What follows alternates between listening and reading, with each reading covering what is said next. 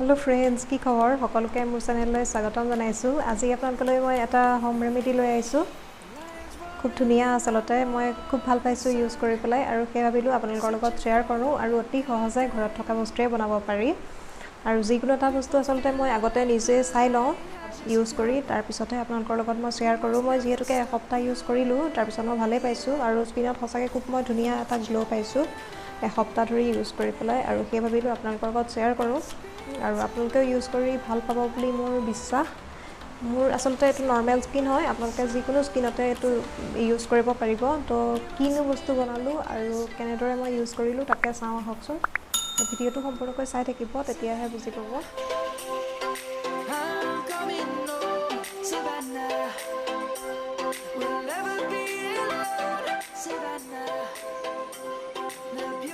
আগতে মোৰ মুখত সৰু সৰু দাগ আছিল তিল আছিল কিন্তু মই এই ৰেমেডিটো ইউজ কৰাৰ পিছত মোৰ লাহে লাহে দাগবোৰ কমিবলৈ আৰম্ভ কৰিছে এসপ্তাহতে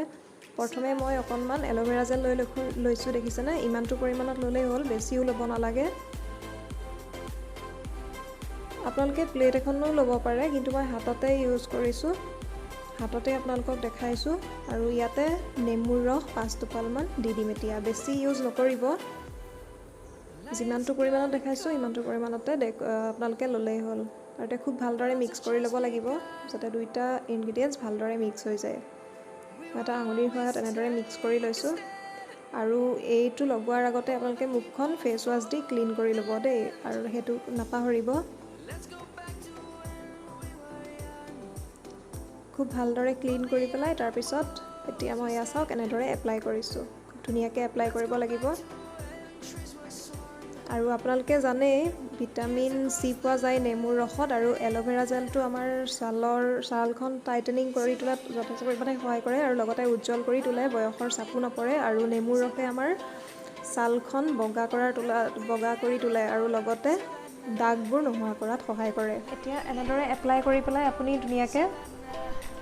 ওভাৰনাইট শুই থাকিব আৰু ৰাতিপুৱা যেতিয়া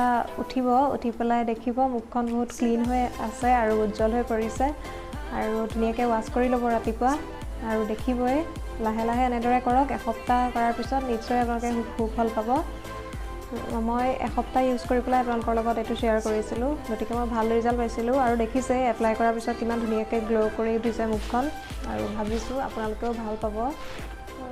ইউজ কৰি পেলাই গতিকে চেনেলটো সাবস্ক্ৰাইব কৰিব লগতে শেয়াৰ কৰিব আৰু লাইক এটাও কৰি দিব কমেন্ট কৰিব